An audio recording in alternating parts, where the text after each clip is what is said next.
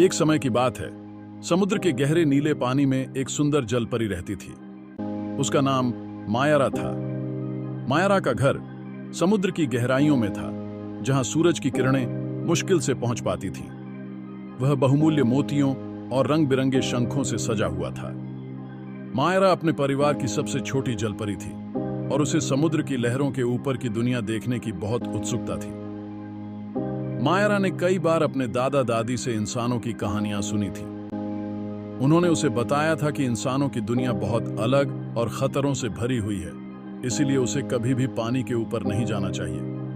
लेकिन मायारा की जिज्ञासा इतनी अधिक थी कि एक दिन उसने तय कर लिया कि वह सतह पर जाकर उस दुनिया को देखेगी। एक रात जब चांद अपनी चांदनी से समुद्र को रोशन कर रहा था, मायारा धीरे धीरे सतह की ओर तैरने लगी।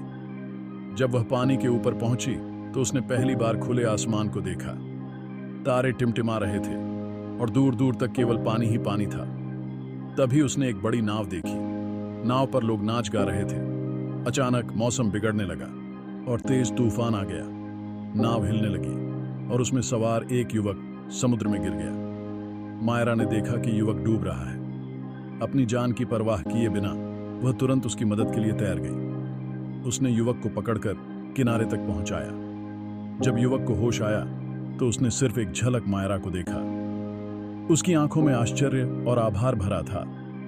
लेकिन इससे पहले कि वह कुछ कह पाता, मायरा वापस समुद्र में लौट गई, क्योंकि उसे इंसानों के बीच रहना मना था। उस दिन के बाद मायरा हर रात उस किनारे पर आती, ये देखने की कहीं वह युवक फिर से वहां आया है या नहीं।